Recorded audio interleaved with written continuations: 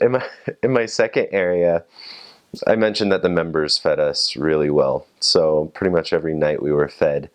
And they'd pass around a sign-up sheet in church. And there were a few ladies who were widowed or didn't always have a husband home, so we couldn't go in the house with them. And so we got pizza dropped off a lot. And this one time, this lady dropped off a Papa Murphy's pizza, and so we had to bake it. And our oven was too small. And so we crammed it in the oven anyway.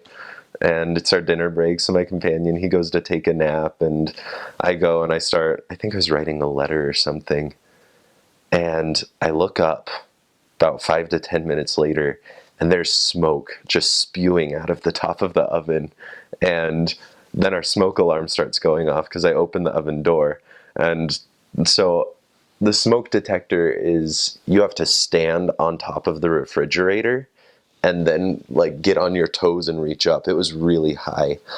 Um, and so I'm on top of the refrigerator trying to turn this smoke detector off. Smoke is still billowing out of the oven. My companion wakes up and he comes out into the kitchen and has no idea what's going on. And so he's like, "What?" And he freaks out and he starts trying to deal with the pizza while I'm trying to reach the smoke detector. And that was fun. We burnt our pizza, but we still ate it. It was nice of the lady to bring it. But we got a lot of pizza in that area. The coolest thing I ate, there was a lady in one of my wards where I served who was from the Philippines. And so she cooked a lunch for our whole district and our mission president and his wife.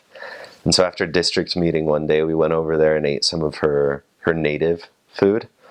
So we had blute. I don't know if you know what blute is, but yeah, it's a half-developed duck that's still inside of the egg.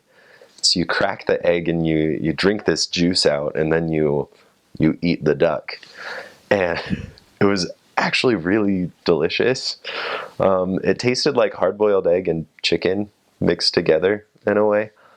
And along with that, we had chicken feet. We had some other stuff that you wouldn't normally get to experience in Oregon.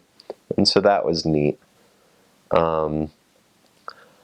The grossest thing I had was a dessert that this really kind couple made.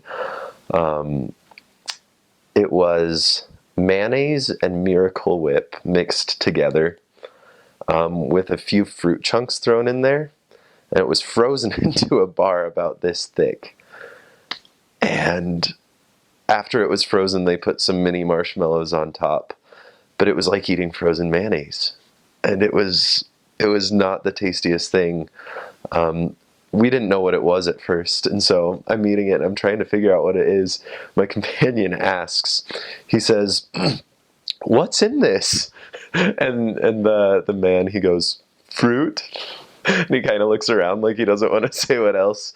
He goes, "And mayonnaise, and Miracle Whip." And my companion, he goes, "Oh, okay. Well, I'm sorry, but my stomach's been bothering me today, so I probably can't finish this, but maybe my companion can." And I give him this look like, "What?" And he says, "Okay, or maybe he's full." And so he took it back real fast. But I guess the lady had grown up with that dessert. Her mom found it in a magazine clipping when she was a little girl. And so she grew up eating it and likes it and makes it, and I'm glad she likes it. In terms of general food that you'd eat, you'd get a lot of fantastic salads. There are some foods that I hadn't heard about. I hadn't heard of kale. Apparently it's popular, especially out in Oregon. You'd have kale, they would grill it, and so it would get crunchy and really good. Or these salads where you'd have these delicious cherry tomatoes that were put in there that were grown from someone's backyard with some cheese and molasses, and maybe it wasn't yeah, it was molasses, I think. It was really good. Whatever it was dark and thick. yeah, a lot of natural foods, and then your typical family dinners, a lasagna or some tacos or spaghetti. But there was this place in one of the areas where I served. It was a sandwich shop called Sandwich Express. We loved going there as a district on P days or after district meeting to get lunch. They had the best sandwiches that I have ever had.